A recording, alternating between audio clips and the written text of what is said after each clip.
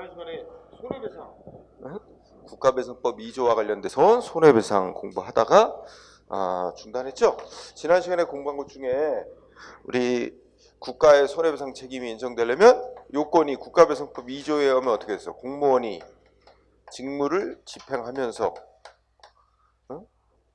법령에 위반되게 이제 직무를 집행했는데 이 법령 위반된 게 공무원에게 뭐가 있거나 고의에 의해서나 또는 과실이 있어서 법령이 위반된 행위를 해서 타인에게 손해를 발생시켰을 때 그 직무, 공무원이 수행하는 직무가 국가의 사무냐, 지방자치단체의 사무냐, 뭐 아니면 또 공무원이 속한 단체가 국가냐 지자체냐에 따라서 국가나 지방자치단체가 이 타인이 피해자인데 그죠? 피해자인 타인에게 손해를 배상해야 된다 이런 걸 공부했어요. 이때 우리 지난 시간에 공부한 거 기억 떠올리면 공무원은 신분이 공무원인 사람을 말하는 게 아니다. 응? 그래서 국가나 지방자치단체로부터 공무수행 권한이 부여된 자는 다 공무원으로 본다. 응? 그 다음에 직무집행이라고 할 때 다른 건 몰라도 직무집행하는 거다 아니다는 뭘 기준으로 판단한다? 보통 사람들의 시각으로 볼 때 직무 수행하는 것처럼 보여지냐 아니냐, 직무 수행할 때 보여지는 객관적인 외관을 보고 직무집행인지 아닌지를 판단한다. 그죠? 그래서 실제로 공무 수행하는 게 아닐지라도 또 근데 외관상으로는 공무 수행하는 것처럼 보여지면 직무집행하는 거 보는 거고, 그죠? 또 외관만 갖고 따지기 때문에 이 직무를 수행한 공무원이 직무 집행하려는 의사를 가지고 있었느냐 아니냐 이것도 안 따진다. 그지? 그리고 또 뭣도 안 따지지? 피해자 측에서 이 직무 집행하는 게 아니다 하는 걸 알았을지라도 그것도 상관 안 한다. 보통 사람들의 기준을 보고 외관만 가지고 판단한다. 그죠? 공부했고 지난 시간에 여기까지 공부했을 거야. 응? 요건. 이 요건이 다 맞아야 피해자가 배상받을 수 있는 거죠. 그래서 오늘은 교재 페이지에 2권에 589쪽 할 차례예요. 그죠? 그래서 맨 밑에 타인에 대한 손해의 발생. 그죠? 그래서 국가배상법 2조라는 데 보면 2권 보면 589쪽 맨 알아보세요. 자, 지금 다시 한번 새로운 친구가 있을 테니까 국가가 손해배상 책임을 지는 경우는 이 법이 정한 요건을 다 맞았을 때 그때 국가는 배상 책임이 있게 되고 피해자는 배상받을 수 있게 된다.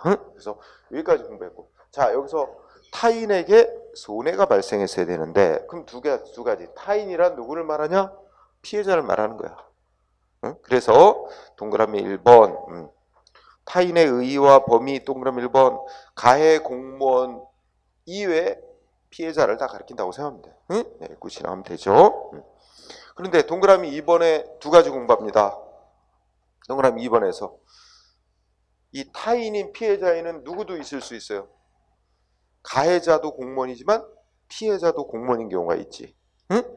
그래서 우리 동그라미 2번에 타인인 타인에는 피해자인 공무원도 포함된다. 응? 그래서 뭐 예를 들어서 A 공무원, B 공무원이 뭐 같이 일을 했는데 A 공무원이 여기 맞는 고의 과실에 의한 위법한 직무 수행을 해서 B 공무원이 피해를 입었으면 B 공무원은 타인인 피해자로서 A 공무원이 속한 국가나 지방자치단체를 상대로 손해배상 청구해서 배상받을 수 있다. 이런 얘기가 되는 거죠. 하지만 하나 더, 이 공무원도 피해자로서 타인에 이제 포함이 되지만 공무원이 누군 경우 거기 나와 있는 군인, 군무원, 경찰 공무원, 예비군 대원, 군인, 군무원, 경찰 공무원, 예비군 대원은 세체적 끝에 가면 뭐야? 국가에 대한 배상 청구권이 제한되고 있어요. 그래서 군인이나 경찰 공무원이 직무를 집행하다가 다치거나 사망을 해도 별도로 법에서 정한 보상금을 받을 수 있을 때는 그 보상을 청구해서 그것만 받아야지 국가에 대해서 배상 청구 못한다. 이러고 법으로 막아놨어. 그죠? 그것 때문에 여기 군인, 군무원, 경찰 공무원 이런 사람들은 제한이 있다. 알아두고요. 그러나 그러면 예를 들어 소방공무원 제한 없어. 그죠? 소방공무원 제한 없죠? 법은 딱 넷만 정해놨으니까. 그 다음에 다음 페이지 넘어가면 동그라미 3번. 이것도 지난번에 한번 얘기했었다. 자, 외국인이 피해자가 되면 어떻게 될까? 응? 여기에 피해자인 타인에는 외국인도 포함된다. 일단. 그죠? 그래서 외국인도 타인에 해당하지만 우리 법 자체가 어떻게 해놨어? 외국인이 피해자가 됐을 때는 상호주의를 규정해놨어. 그래서 그 피해자인 외국인이 속한 나라에서 우리나라 사람에게도 배상해준다. 그러면 우리도 그 외국인에게 배상해주는 거고, 안 해주면 우리도 안 해주는, 즉 눈에는 눈, 이에는 이 방식이 바로 상호주의를 우리가 규정했다. 이렇게 말하죠. 그래서 거기 법조문이 이렇게 돼 있다면 외국인이 피해자일 경우에는 그 외국인이 속한 나라에서 보증을 해줘야 돼. 우리 국민에게 응? 배상해주겠다. 이러면 상호 보증이 있는 때에 한해서 외국인은 국가배상법에 따라 우리 대한민국에 배상을 청구해서 배상받을 수 있다는 말이 그 조항입니다. 자, 그러면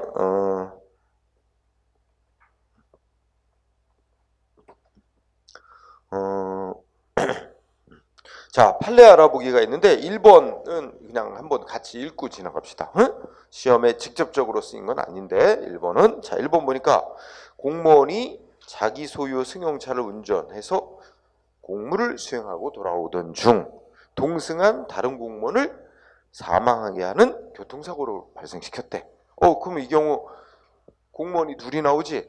근데 운전한 공무원이 가해자인 공무원이고 이 사망한 공무원이 피해자인 공무원 아니야. 그죠? 이런 경우 이거는 일단 첫째 줄 보니까 여기 직무집행으로 인정이 됐네. 외형상 객관적으로 직무와 밀접한 관련이 있는 행위로서 직무집행하는 행위로 볼 수 있대. 응? 그리고 셋째 줄에 보면 가해 행위를 한 공무원과 동일한 목적을 위한 업무를 수행한 공무원이라 할지라도, 즉 피해자인 공무원이 그렇다 할지라도 그가 이 운전하는 가해 행위에 관여하지 않은 이상 국가배상법에서 말하는 피해자인 타인의 피해자 공무원이 이 국가배상법 2조에서 말하는 타인인 피해자인 공무원에 해당이 된다 이거야. 그러니까 어떻게 돼? 국가배상 책임 인정된다. 이렇게 되는 거지. 그지? 일반론이야. 당연한 얘기고. 우리 2번을 중시해야 돼. 자, 2번 판례를 중요하게 여깁니다. 자, 2번 판례는 어떤 의미에서 중요하냐면 우리 아까 바로 위에 외국인이 피해자일 경우 우리나라 어떤 제도를 규정해놨다 그래? 상호주의를 규정해놨다 그런단 말이야. 응? 그러면 외국인이 속한 나라가 우리나라 국민에게 배상해준다라고 보증이 있을 때 우리도 배상을 해준다. 그럼 그 보증이 있을 때 우리도 배상해준다는 말에 그 보증이란 말은 어떤 의미냐? 그러면 그 나라하고 우리나라하고 막 이렇게 조약을 딱 맺어가지고 서로 간에 배상해주기로 한다. 이렇게 조약 같은 게 명시적으로 맺어져 있을 때만을 가리키는 거냐? 그거는 아니래. 그보다 더 넓게 인정해준대. 상호 보증이 있을 때란. 그래서 밑줄 쳐놨지. 2번에 넷째 줄에 보면 그 피해자인 외국인이 속한 나라가 우리 상호 보증을 할 때는 그 상호 보증이란 그 피해자인 외국인이 속한 그 외국의 법령이나 판례, 관례 등에 의해서 비교해 볼 때 인정되면 뭐가 인정되면 그 상호 보증해 준다는 게 인정되면 충분한 것이지 반드시 조약까지 맺어져야 될 필요까지는 없다. 그치? 이게 포인트야. 그래서 거기 밑에 보니까 그 나라 외국에서 구체적으로 우리나라 국민에게 배상 청구를 인정한 실제 사례는 아직 없더라도, 그죠? 그 나라의 법, 그 나라의 판례, 그 나라가 지금까지 해오던 어떤 관례, 관행 이런 거 볼 때 우리나라 사람, 다른 우리나라 사람에도 이게 배상해준다는 그런 게 인정될 수 있구나. 그렇다면 실제는 우리나라 사람에게 아직 배상해준 실제 사례는 아직은 없었을지라도 그런 점들을 볼 때 실제로 인정될 거다 라고 기대할 수 있는 정도면 그러면 그 나라하고 상호 보증이 있는 것으로 인정함에 충분하다. 이런 논리야. 그죠? 뭐까지 있을 필요는 없대. 조약까지 꼭 반드시 조약까지 맺어져 있어야 할 필요까지는 없다. 이 부분 한 번 정도 시험에 최근에 나왔었나 하는 것 같고 내 기억에 안 나왔다면 나올 가능성이 몇 높습니다. 응? 그래서 꼭 알아둬야 돼. 즉 우리 국가배상법 제7조에서 정하고 있는 외국인이 피해자일 경우 상호 그날하고 우리 대한민국하고 상호 보증이 있게 되면 할 때 그 상호 보증이란 꼭 조약까지 맺어져야 될 경우만을 말하는 건 아니다라는 게 포인트다. 이렇게 알아두고요. 자, 그 다음에 두 번째 우리 그 밑에 손해라고 이제 법에서 타인에게 손해가 발생했을 때 우리 이미 앞에서 한번 공부를 했어. 여기서 말하는 손해는 재산 피해, 재산상의 손해만이 아니라 생명, 그러니까 비재산 피해라고 얘기한다. 그렇지? 비재산 피해는 생명, 신체 피해, 또 정신적 손해, 정신적 고통 이런 것도 다 뭐 때문에 발생한 손해라면 공무원의 고의과실한 위법한 직무집행 때문에 발생한 손해라면 생명, 신체, 정신적 피해까지도 재산 피해는 물론 다 배상 대상이다 이거야. 응? 그래서 손해. 자, 첫째 줄 뭐라고 썼어요? 공무원이 이거 하는 거. 고의과실한 위법한 직무수행 행위로 인해서 발생한 법익 침해. 이거 밑줄 쳐주세요. 법익 침해. 법익 침해. 법익 뭐 줄임말이지? 법이 보호하는 이익. 법이 보호하고 있는 이익을 침해. 우리나라는 어떻게 하냐면 법에서 보호하고 있는 개인의 이익이 침해됐을 때만 배상을 해줘. 법이 보호하고 있지 않은 이익은 구제 대상이 아니라고 봐. 그래서 둘째 줄 앞머리에 무슨 단어 있냐면 반사적 이익은 제외 이런 말 있죠. 이 반사적 이익 이꼬로 법이 보호하고 있지 않은 이익. 응? 법이 보호하고 있지 않은 이익은 그건 어떻게 보면 국가의 활동으로 운 좋게 누리던 이익이다. 근데 이거는 법적으로 구제 대상이 아닌 거로 봐. 그러니까 그런 거는 그러한 이익을 피해를 보더라도 감수해야 되는 거지. 무슨 소송으로 다툴 수도 없고 손해배상도 못 받는 거로 봐. 그냥 감수해야 되는 거야. 응? 그래서 우리가 이제 이거는 앞에 1권에서 이제 공부하고 오는 거죠. 응? 이제 또 돌아가게 되면 1권으로. 자, 그래서 법이 보호하는 이익을 침해받았을 때만 구제 대상이 돼. 손해배상 받을 수 있는 거고 법이 보호하는 이익이 아닌 반사적으로 누리는 이익, 반사적 이익은 구제 대상이 아니다. 즉 손해배상 받을 수 있는 대상이 아니다. 응? 그런 얘기고요. 그 다음에 두 번째 줄에 재산상의 손해와 비재산상의 손해 모두 다 뭐에 의해서 발생된 손해라면 공무원의 고의과실에 의한 위법한 직무집행 때문에 발생한 손해다. 이게 원인이 돼서 결과로서 생긴 손해다. 이거 인정되면 다 배상받을 수 있는 거야. 응? 그래서 그런 말이 있죠. 재산적 손해, 비재산적 손해 다 포함된다. 그리고 또 이런 말 나오지 않아? 적극적 손해, 소극적 손해 이런 말 나오죠. 이거 먹고 외우지 않아도 괜찮아. 자, 적극적 손해는 이미 현실적으로 발생한 눈에 보이는 피해. 예를 들면 뭐 사고가 나서 신체 피해를 입었다든지 그러면 이거 자체가 또 치료비도 들고 막 이런 거 있잖아. 이런 게 다 적극적 손해. 소극적 손해라는 표현은 만약에 이 공무원이 고의과실에 한 위법한 직무수행을 하지 않았더라면 그러면 내가 어떤 얻었을 이익을 있었을 텐데 그 이익을 얻지 못한 경우 이건 국가배상 책임은 아니지만 예를 들어서 어떤 가수가 있는데 가수가 교통사고로 사망했다고 쳐봐. 그러면 어떻게 돼? 적극적인 손해는 이미 사망에 따른 피해. 그 다음에 소극적 손해는 어떤 거겠어? 이 사고가 없었다라면 이 가수가 정상적으로 가수 활동을 한다면 앞으로 벌어들였을 소득 그걸 얻지 못하게 된 거 아니야. 그것도 피해로 보고 다 배상해줘야 된다. 이런 요리가 되는 거야. 그래서 재산 주로 시험에 내는 거는 비재산상의 피해도 다 손해배상 해줘야 된다. 이런 얘기입니다. 비재산적 손해가 다 포함된다. 자, 그 밑에 판례가 1번, 2번 두 개 들어있는데 그거 외울 건 아니다. 그냥 한 번 더 확인차 읽고 지나가자.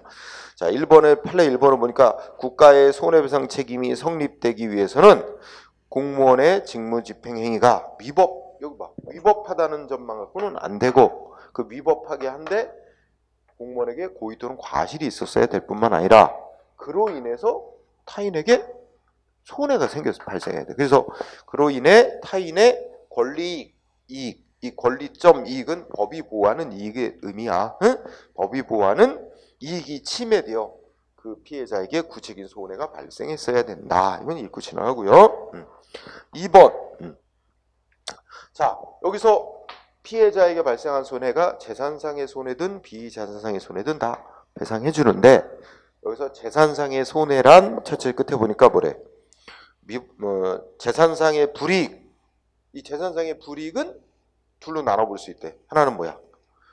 만약에 공무원의 위법한 직무행위가 없었더라면 존재했을 재산 상태와, 응? 그 다음에 그 위법 행위가 가해진 현재의 재산 상태의 차이를 말하는 것이고, 그것은 기존의 이익이 상실되는, 그러니까 기존에 있던 이익이 상실되는 피해가 무슨 손해?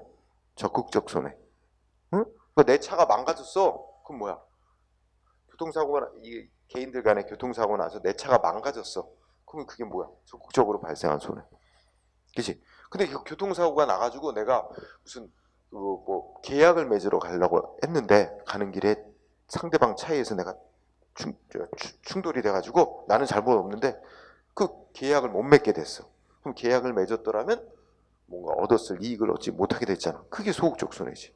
그렇지. 그래서 거기 이 판례를 써놓은 의미는 여러분이 적극적 손해, 소극적 손해 이런 얘기를 판결에서 밝히고 있으니까 확인해 보자고 말한 거야. 그래서 셋째 줄, 기존의 재산상의 이익이 상실되는 손해를 적적 손해. 그 다음에 이 공무원의 그러니까 가해행위가, 가해자의 어떤 위법 행위가 없었다라면 장차 얻을 수 있었을 이익을 얻지 못하게 됐을 때 그거를 소극적 손해. 이게 다 이제 재산상 손해로서 배상 대상에 포함되는 거다 이런 얘기죠. 그죠?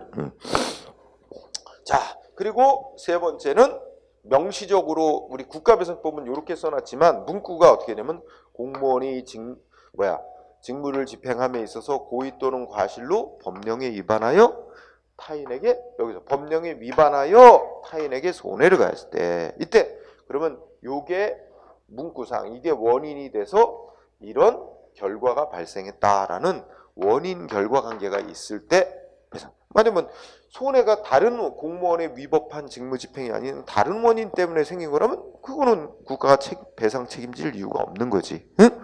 그래서 그냥 읽고 지나가. 동그라미 1번. 공무원의 위법한 가해 행위와 해를 끼치는 행위와 피해자의 손해 발생 간에는 뭐가 있어야 된다고? 상당, 여기서 키워드 상당 인과관계. 그러니까 이게 원인 결과 관계가 성립이 돼야 된다는데 그걸 한자말로 줄여서 인과관계. 근데 인과관계도 이게 과학적 법칙처럼, 응? 우리 막 수학 공식 뭐 딱 더하면 이렇게 나온다 이런 과학적 법칙과 같은 그런 정도의 아주 엄격한 원인 결과 관계를 말하는 건 아니고 상당한 정도. 그러니까 우리가 사회 통념상 이게 있었으니까 이런 결과가 나온 거지. 응? 그런 정도로 사회 통념상 인정될 수 있는 정도의 인과관계, 그런 정도의 인과관계를 상당 인과관계라고 표현해. 그런 정도가 있다, 인정되면 그러면 충족된 거야. 국가는 배상해야 된다. 이런 얘기가 된다. 상당 인과관계. 그 다음에 동그라미 2번을 또 읽어보면 자, 공무원에게 의무가 법적으로 부여됐대. 직무상. 그죠? 공무원에게 뭔가를 하도록 법적으로 직무상 의무가 부여됐는데 근데 그 공무원에게 부여된 직무상의 의무가 누굴 위한 의무? 뭘 위한 의무? 응? 뭘 위한 의무? 자, 행정기관 내부 질서 유지를 위해서 부여된 의무라든지 아니면 첫째 줄 뭐야? 다음 페이지에 공공일반의 이익. 공공일반이면 이 사회 전체의 대다수 구성원들, 응? 일반 보통 사람들, 사회 구성원 거의 구성원 전부의 이익을 위해서 도모한 거라면, 그지? 자, 이 말 속에 그러면 우리가 읽으면서 두 개 단어에 공무원에게 부여된 의무가 둘 중에 하나 뭐라면 행정기관 내부 질서 유지를 위해서 부여된 의무라든지 아니면 두 번째 거는 뭐야? 응? 공공일반의 이익 도모. 응? 이렇다면 이 말 속에는 어떤 국민 중에 어떤 개인의 이익을 보호하려는 목적은 없다는 거야. 그지? 어떤 개인의 이익을 도모하려는 목적은 안 들어있다는 거야. 행정기관 내부의 질서 유지를 위한 목적, 아니면 사회 전체 대다수 구성원들의 이익을 위한 목적, 이것만 위해서 공무원들을 뭘 하라 그리고 의무를 부여한 거지, 어떤 특정 개인을 위해서 어떤 의무를 이행하라 이런 게 아니라면, 설령 공무원이 그 법적으로 부여된 의무를 위반해서 어떤 개인에게 손해가 나더라도 그 개인은 법에 의해서 보호되고 있는 개인의 이익을 침해받은 게 아닐 뿐만 아니라, 그 다음에 그 상대방한테 발생한 피해와 공무원의 의무 위반 사이에 인과관계가 인정된다고 보기 어렵다. 그래서 배상 국가가 안 해도 된다, 이런 얘기입니다. 그래서 그런 경우는 공무원이 그러한 의무에, 그 의무가 바로 개인의 이익을 위한 의무는 아니기 때문에, 그러한 의무에 위반하여 어떤 특정 국민에게 손해를 가했더라도 국가는 배상 책임이 없다라는 게 판례. 이건 이제 또 확인해 보자, 밑으로. 자, 그러면 1번 판례 알아보기. 1번 판례 보면 어떻게 돼? 밑줄 세 줄 친 거 보면 거기 무슨 단어가, 우리가 지금 읽은 것 중에 핵심 단어가 무슨 단어겠어요? 응? 1번 판례에서 핵심 단어 무슨 단어일까? 우리가 지금 어느 공부하고 있어? 상당 인과관계 공부하고 있지? 상당 인과관계가 있을 때, 이제 그래서 두째 줄 끝에 상당 인과관계가 인정되는 범위 안에서 국가는 배상 책임을 진다, 이런 얘기잖아. 그럼 아까 상당 인과관계 얘기를 어느 정도 했잖아. 근데 여기서 판례를 통해 그러면 상당 인과관계가 있다.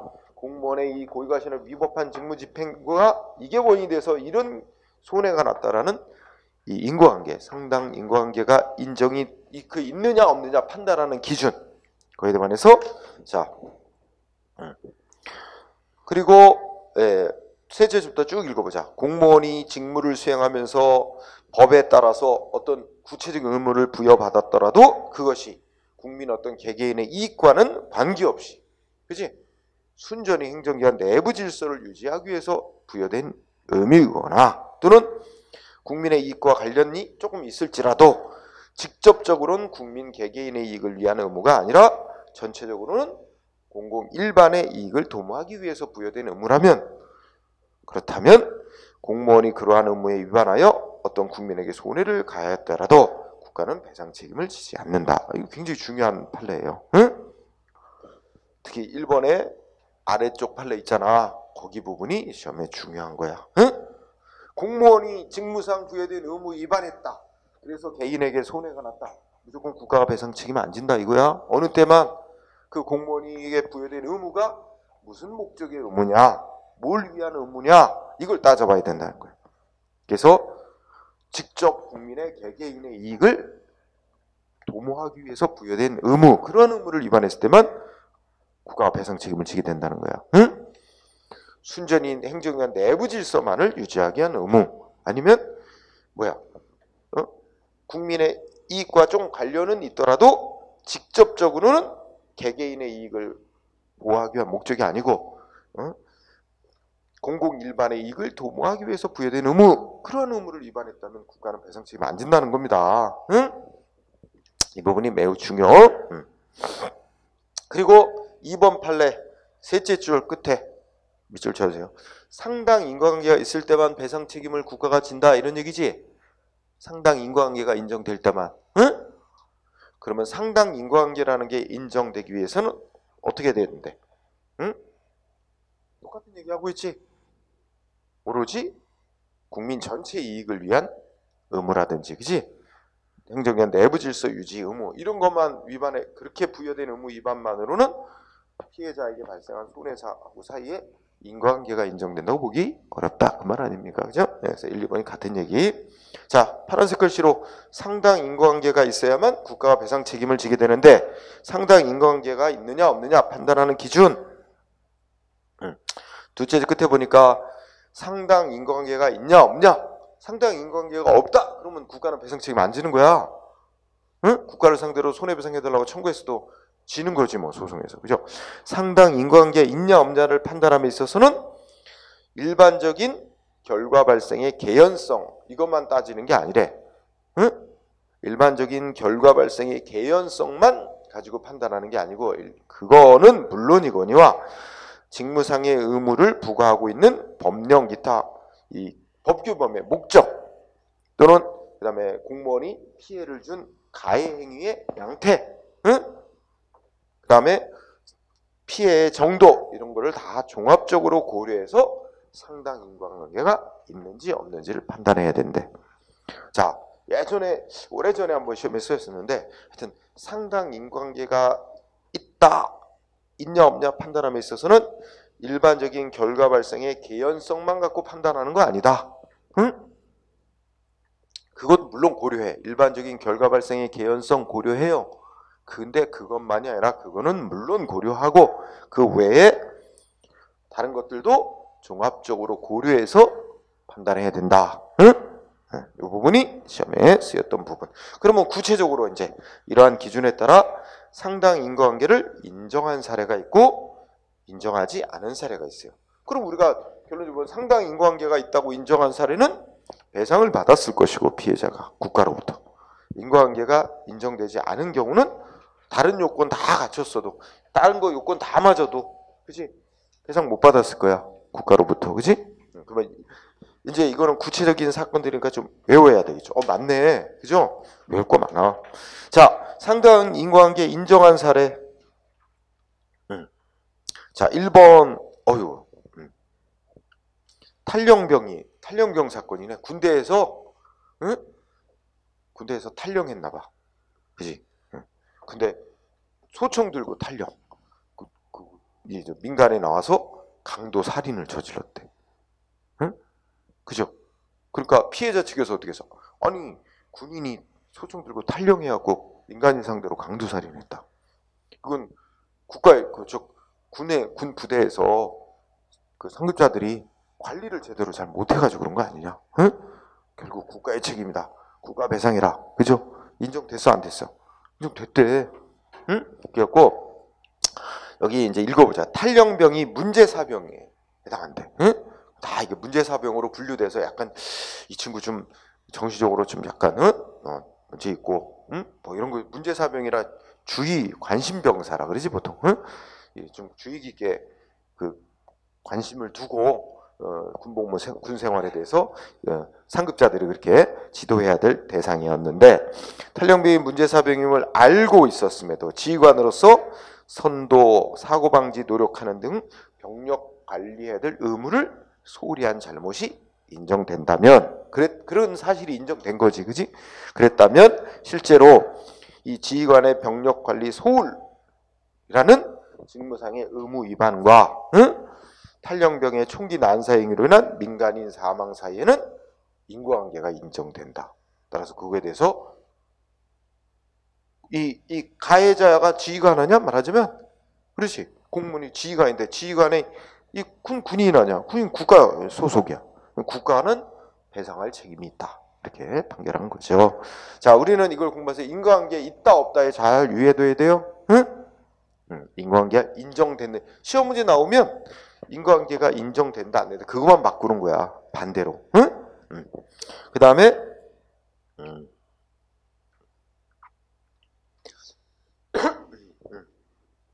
자 2번은 뭐 비슷한 이치니까 넘어가고 2번, 3번 다 똑같아. 4번, 2, 3, 4까지 거의 같은 얘기로서 특히 3번에는 밑줄도 쳐놨네. 3번에 못 써놨어. 응? 관리 잘못이 있지. 그래서 군부대에서 무슨 포금탄이 유출돼가지고 범죄 행위에 사용된 경우 이때 군에서 그 뭐예요?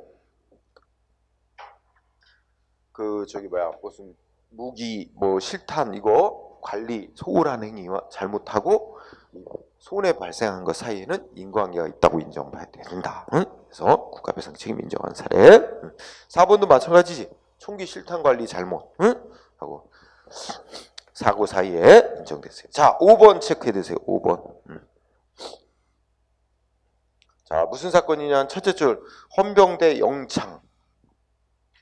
헌병대 영창 사건. 그지? 여기 쭉 눈으로 읽어보면 헌병대 영창이면 감옥이야. 그죠?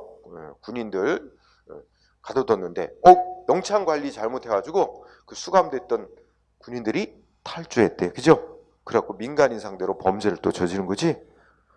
여기서 뭐 인정했어? 헌병대에서 이 감옥 관리 잘못했다 이거야. 그걸 제대로 안 해가지고 탈주 이랬다면 그 피해 발생한 결과에 이게 원인이라고 봐야 된다. 영창 관리 잘못한 거. 응? 그래서 요거는 알아둘 것. 헌병대 영창 사건. 그래서 국가 배상 책임 인정된 거죠? 헌병대 영창 사건 기억하고.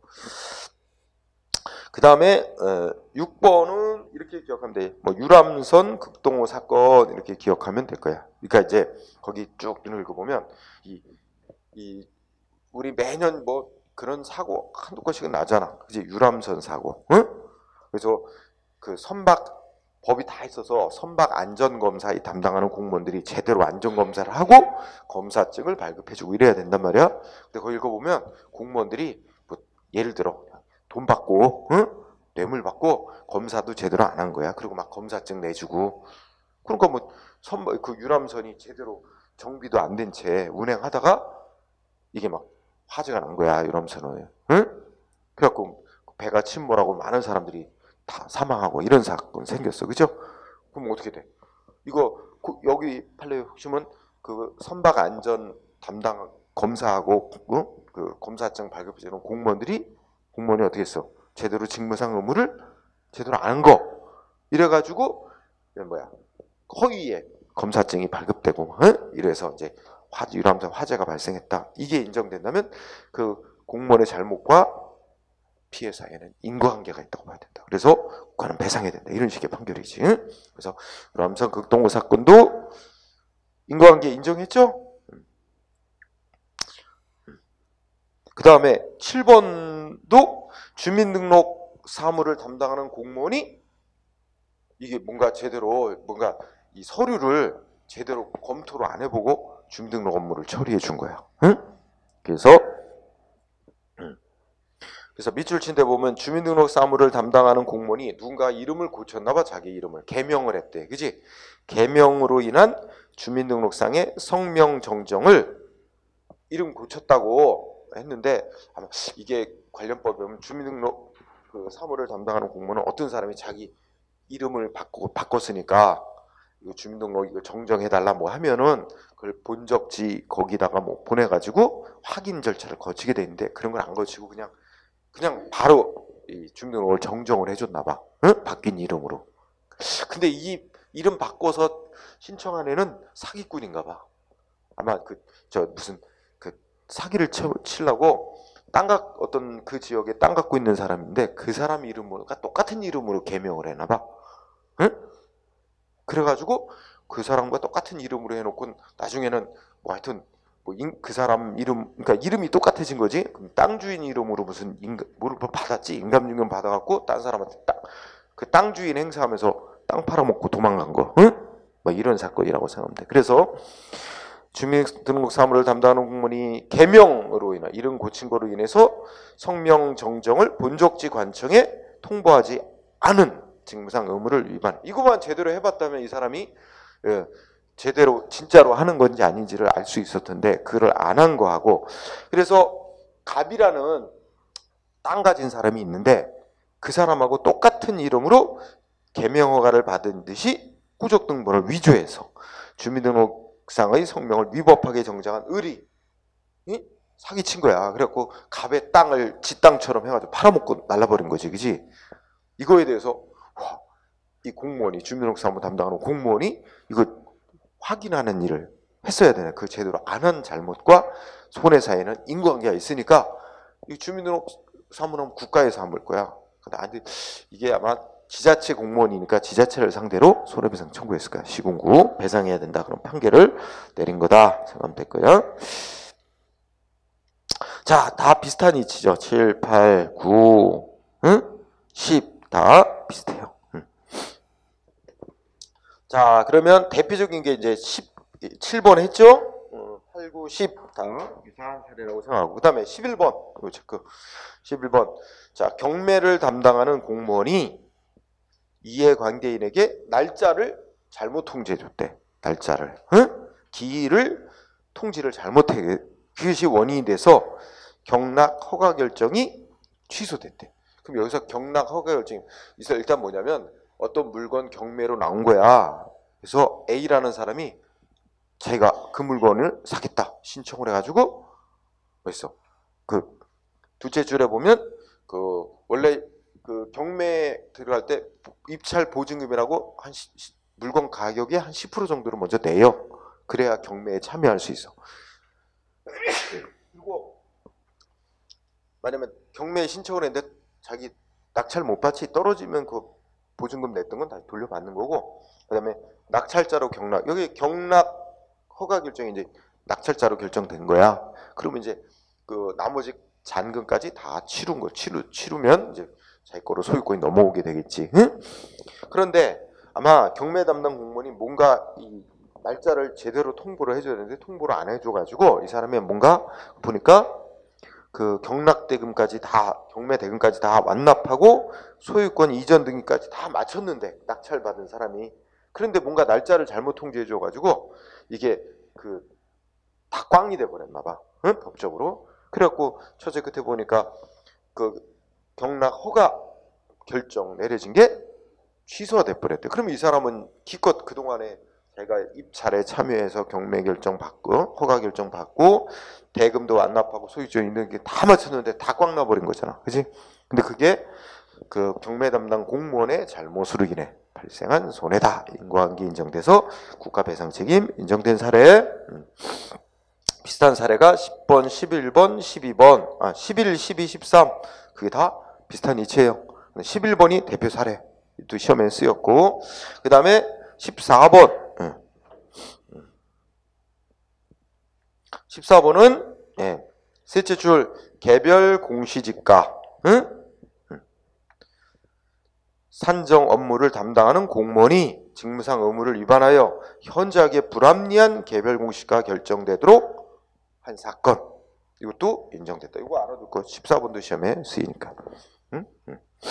자, 그 다음에 15번은 첫째 줄 뭐예요? 수사기관이 불법 체포하고 경찰 등이 수사기관이 불법 체포하고 고문 등 가혹행위를 해서 간첩단으로 조작이 된 거야. 남매 간첩단으로 조작이 돼서 결국 재판에 넘겨져서 유죄 판결까지 받고 감옥살이까지 했다는 거야. 그런데 이후 뭐가 밝혀졌어? 이게 다 조작이었다. 국가수사기관의 조작과 가혹행위에 의해서 이루어진 것이었다는 게 뒤늦게 밝혀졌다면 어떻게 돼? 넷째 줄 끝에 뭐라 해야 돼요? 간첩 조작 사건의 피해자 가족들이 위자료가 보통 정신적 손해에 대한 배상을 위자료라고 합니다. 위자료와 별도로 이게 간첩단으로 돼가지고 가족들이 뭐 간첩 가족으로 몰리니까 회사에서도 잘리고 그죠? 이런 고통을 받았다면 별도로 퇴직 및 취업 제한으로 인해 재산상 손해도 또 별도로 그것도 청구해서 받을 수 있다. 알아두세요. 15번 최근 판례잖아. 아직 시험에 한 번도 안 쓰였어. 이런 게 나올 가능성이 있습니다. 꼭 알아두세요. 자, 그 다음에 상당인과관계 부정한 사례 있지? 부정한 사례 1번은 좀 긴데, 자, 첫째 줄 보니까 뭐라 그랬어? 군대에서 상급자인 피해자가 하급자인 운전병에게 권유하여 군용 트럭을 마음대로 끄집어내서 운전하게 하고 운전병 및 동행인들의 술을 먹이고 운전 중 장난케 하여 교통사고를 일으켰다면, 그치? 자, 그럼 여기까지 읽어보고 만약에 교통사고를 일으켜서 민간인을 치었다면 어떻게 됐어? 그 민간인은 가해 군인이 속한 국가를 상대로 배상받을 수 있을까 없을까? 민간인. 그럼 여기 막 상급자, 하급자 다 군인들이잖아. 군인이 뭐 몰고 가고 있어? 군용 트럭. 그럼 군인은 여기에 속해, 공무원에. 그리고 이거 군용 트럭 몰고 가면 직무집행으로 인정될까 안 될까? 응? 우리가 지난 시간에도 했었어. 아니 일반 사람들 시각으로 봐. 군인이 군복 입고 군용 트럭 운전하고 가면 뭐로 보여? 군 업무 수행하는 것처럼 보이지? 실제로 뭐 하는지는 모르지만 외관적으로 보기에 군 업무 수행하는 것처럼 보이잖아. 군복 입고 군용 트럭 몰면. 그러면 여기 다 해당된단 말이야. 그리고 당연히 교통사고 과실로. 응? 법령 위반. 그래서 뭐야? 민간인을 쳐서 뭐 피해를 줬다면 당연히 이거 국가는 배상 책임을 져야 돼. 근데 요 사건은 피해자가 그러니까 민간인이 아니고 사고가 났는데 누가 피해자래? 응? 상급자, 그지? 군인인 상급자가 이제 피해자라고 해서 그 가족인가 본인이 하여튼 국가를 상대로 손해배상 청구한 거야. 응? 그지? 왜냐면 실제 운전병도 공무원이고, 그지? 군인 피해자긴 하지, 그지? 상급자인 군인이. 근데 여기서 결론이 어떻게 됐어? 응? 상급자인 피해자가 하급자인 운전병에 권유하여 군용 트럭을 끄집어내서 운전하게 하고 술 먹이고 운전 중 장난하다가 사고가 나서 아마 차가 뒤집어졌다고 치자. 그러면 여기 봐. 피해자가 누구니? 셋째 줄에 피해자 누구예요? 상급자인 군인이지. 그 피해자 본인 스스로의 행위에 의하여 손해 발생하는 결과를 초래하게 된 것이므로 뭐야 이건? 이건 다른 공무원의 위법 행위로 인한 손해라고 볼 수 없고 지 본인의 행위로 인해 발생한 지 스스로의 손해래. 응? 국가는 배상 책임 안 진다는 거예요. 응? 그래서 요거 알아두세요. 응? 네 줄까지만 결국 국가의 배상 책임 인정 안 되는 거다. 생각하세요. 그 다음에 2번 앞에 거 잘라서 공부하세요. 군병원 사건인데 군대 병원, 응? 군병원에 입원 중이던 사병들이 탈영하여 민간인 상대로 강도살인 행위 한 사건.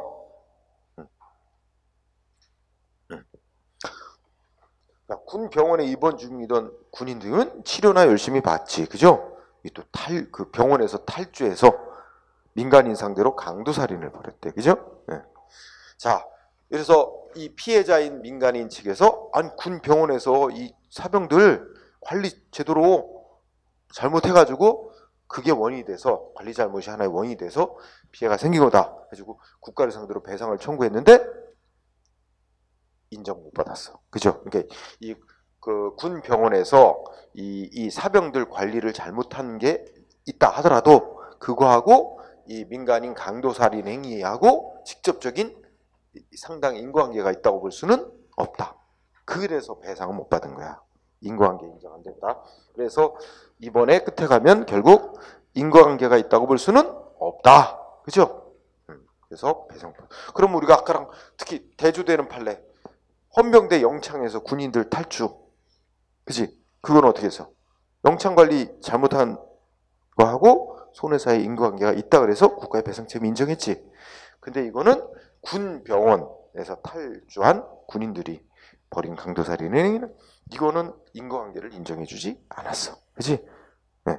그런 거를 대비시켜서 잘 기억을 하세요. 그 다음에 또 뭐가 있나?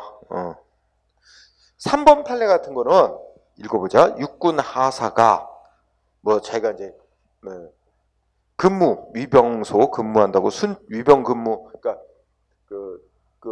저 사병들이 제대로 근무를 하는지 순찰하겠다. 그러면서 빙자해서 부대를 이탈해서 민가에 가서 총기로 사적인 감정, 사감으로 민간인을 사살한 행위. 여기까지가 이제 키우는데 여기 중요한 기억할 단어는 사감, 사적인 원한 이런 거 가지고 한 거죠. 이건 직무하고는 관련이 없다고 봐야 된다. 그죠? 첫째 줄에 보면 순찰을 빙자하고 이런 거는 이제 빙자한 거고 버튼을 세우고 부대를 이탈해서 민가에 가서 총기로 사적 감정, 사감으로 민간인을 사살하는 행위는 직무집행행위로 보기도 어렵다. 외관상으로도. 그리고 피해자 사망 사이에 인과관계가 있다고 볼 수도 없다. 그래서 여기서 3번은 사감이라는 단어로 기억하면 될 것 같아. 그러면 좀 기억에 오래 남겠죠? 4번은 지난 시간에 언급했던 거하고 연관이 있지 않아? 구청 세무과 소속 공무원이 기망 속였단 말이야. 그래서 구청에 세무과 소속 공무원이 사기를 친 거야. 그렇지? 아파트 입주권 어쩌고 저쩌고, 그죠? 근데 인과관계 인정됐어 안 됐어? 이거 지난 시간에 얘기했죠? 이 사기칠 당시에 이 공무원은 소속이 어디였어? 세무과. 그죠? 뭐 세무과 소송 법무인데 무슨 주택 낡은 주택 이거 입주권 사갖고 있으면은 나중에 재건축하면 입주권 나온다. 이런 업무 담당하는 공무원이 아니란 말이야. 그럼 세무 담당하는 공무원이었어. 근데 그 말 믿고 이 사람이 이 세무과소 공무원이 말하는 거 믿고 뭐 입주권을 샀다가 낭패를 본 사람이 있어. 사기에 당해가지고, 그죠? 근데 이거는 외관상 직무 이 공무원의 사기로 인한 이 행위와 피해자의 손해 사이에 인과관계성을 인정하기 어렵다. 세무과 담당 공무원이었는데, 그죠? 나중에 주택 정비계장으로 실제는 됐지만 그거는 이미 이 사기 사건이 발생한 이후의 일이고, 그죠? 그러니까 사기 사건을 구청 공무원이 벌일 때는 세무과 소속 공무원이었기 때문에라는 이유. 네. 그다음에 5번 되게 중요하다. 5번. 자, 5번을 보면 키워드가 뭐냐면 첫째 줄 상수원수의 수지를 유지해야 될 의무, 이거 맞춰주세요.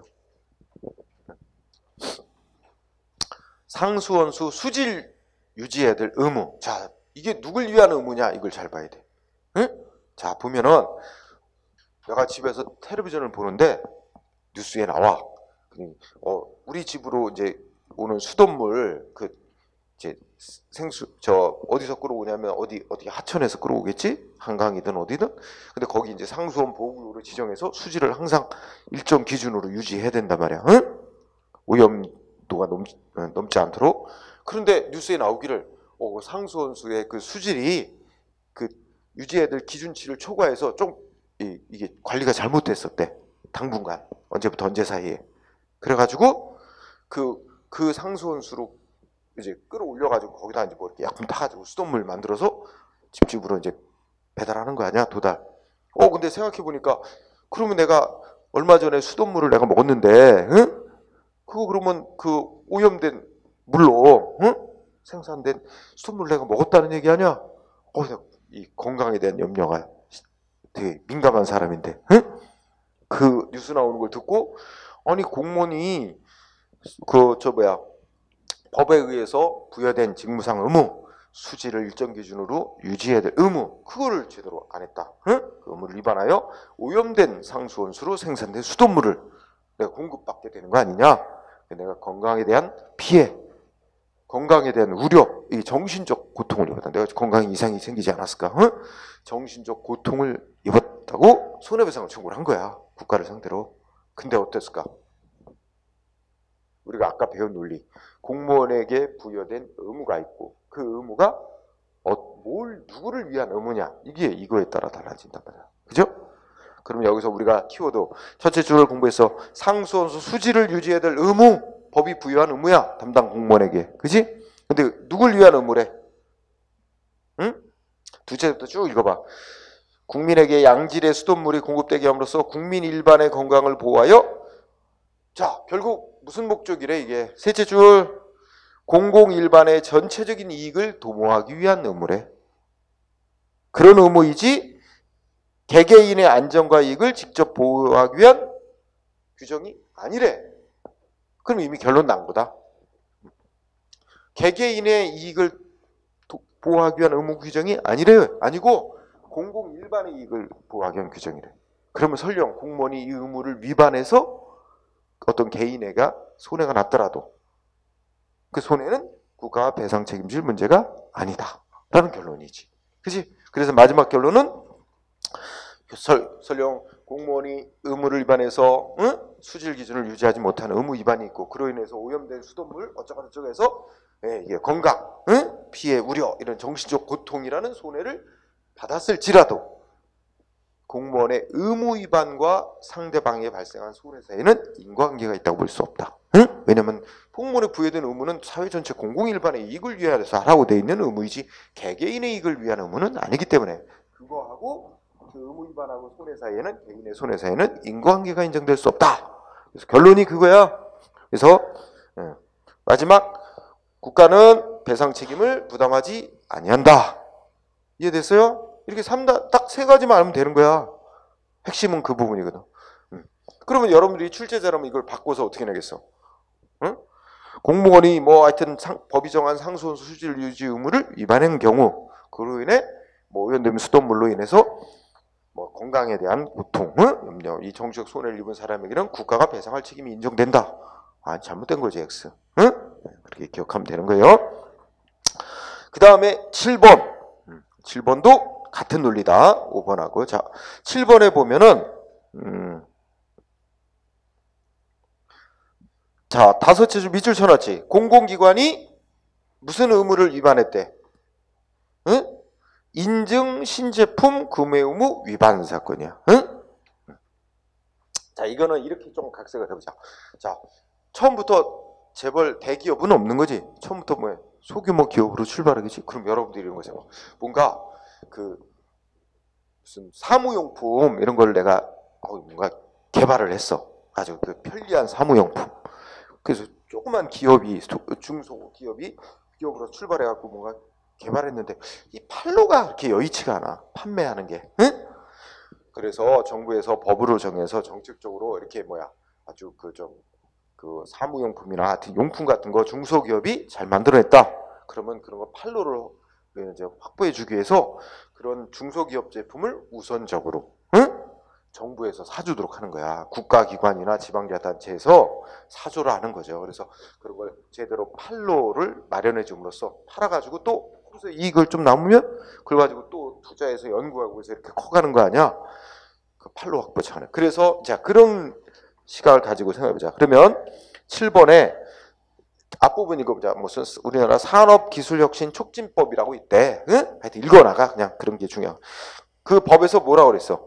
공공기관에 부과한 신제품이라고 인증받은 제품을 구매해 주라고 돼 있대. 의무.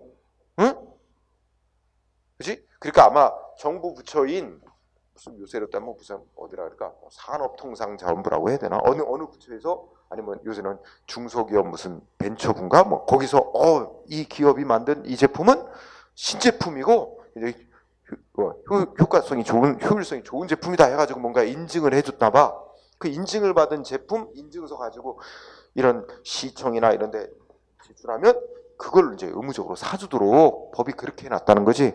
그래갖고 그 신제품 인증받은 그 기업이 찾아왔지. 와가지고 이 중소기업 제품 이거 신제품 인증받았으니까 이거 사달라 했는데 거절한 거야. 안 사준 거야. 그랬더니 그에 대해서 직무상 의무 위반이다. 그로 인해 피해 입었다. 손해배상 청구했는데 여기도 뭐가 관건이야? 이 신제품 사줘야 될 구매해줘야 될 의무 있지. 의무가 누굴 위한 의무냐? 이거에 따라 결론이 바뀐 거야. 달라진 거야. 그래서 그러면 이 구매 의무는 어떻대? 첫째 줄에 공공기관에게 부여한 신제품 인증받은 제품 구매 의무는 누굴 위한 의무래? 셋째 줄 끝에 공공일반의 이익을 도모하기 위한 의무이지 어떻게 돼요? 의무인 뿐이래. 공공일반의 이익을 위한 의무래. 그치? 공공일반의 이익을 위한 의무. 그러니까 신제품 받은 개인, 기업, 기업이나 개개인의 이익을 보호하기 위한 의무가 아니고 공공일반의 셋째 끝에 공공일반의 이익을 도모하기 위한 것이고. 그래서 공공일반의 이익을 도모하기 위해서 부여된 의무로서 공공기관에 그 제품을 사주면 그러면 어떻게 된대? 그러면 신제품 인증받은 기업은 이제 재산상의 이익을 얻게 되더라도 그거는 사회 전체 공익을 위한 의무를 이행함으로 인해서 발생하는 반사적 효과로서의 이익을 누리는 것일 뿐 법이 보호하고 있는 개인의 이익으로 볼 수 없다. 따라서 사줘야 될 의무를 위반해서 안 팔리는 재산상의 손해를 보더라도 그것은 법이 보호하는 개인의 이익을 침해받은 게 아니라 반사적으로 얻는 이익을 누리지 못한 데 불과하니까 그건 뭐래 결국 손해배상 대상이 못 된다. 그죠? 그래서 우리가 중요한 단어는 그 신제품 인증받은 제품 구매 의무는 누굴 위한 의무? 공공일반의 이익을 위한 의무. 이 두 개 단어만 딱 알면 결론은 우리가 유추할 수 있잖아. 공공일반의 이익을 위한 의무일 뿐 개개인의 이익을 위한 의무는 아니다. 그러면 결론은 배상 책임 안 진다는 거예요. 피해에 대해서. 그렇죠? 그렇게 연결을 해서 기억하면 문제 다 풀 수 있어요. 그 다음에 8번도 아까랑 비슷하게 생각하면 돼요. 뭐야? 개별 공시지가 산정 업무 담당 공무원이 잘못 산정 공시한 개별 공시지가 이래가지고 손해가 발생되게 됐다면, 그죠? 유사하게 읽으면 돼요. 자, 그 다음에 제목을 못 알았어요. 군사시 윤락과 화재 사건이라고 그랬지? 뭐 제목은 그냥 그렇게 붙이는데, 자, 요거 공부하는 요령. 자, 여기서는 뭐 윤락이라는 말은 옛날 용어고 지금은 이제 성매매라고 부르죠. 응? 자, 그 읽어보면 그 일본에 사례가 있는데, 유흥주점에 강요된 채 성매매 강요가 되어 생활하던 여성들이, 자, 어쨌든 유흥주점에 화재 났어요. 화재 나서, 자, 이 키워드 따라갑니다. 유흥주점에 화재. 그런데 많은 여성들이 셋째 줄, 둘째 줄, 뭐야?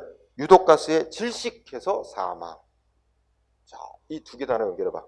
유흥주점에 화재 났는데 많은 사망자가 생겼는데 사망 원인은 뭐야? 응? 질식. 피시를 제대로 못해갖고 질식해서 사망. 그지? 그래가지고 이 사망한 그 피해자들의 가족들이, 유가족들이 셋을 상대로 손해배상 청구를 했었다? 뭐냐면, 자, 봐. 여기가 이제 막 유흥주점들이 밀집돼 있는 곳이야. 응? 그런데, 자, 우선 여기가 군산시지.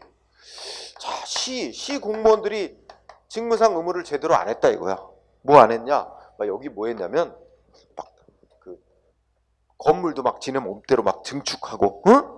무단 변경, 막 용도 건물도 무단 변경하고 막, 응? 불법적으로 영업하는데, 시 공무원들이 이거 막 불법으로 증축하고 막 이거 막 칸막이 마음대로 막 설치하고, 이런 거 건물에 막 기둥 같은 거 마음대로 철거하면 큰일 나죠?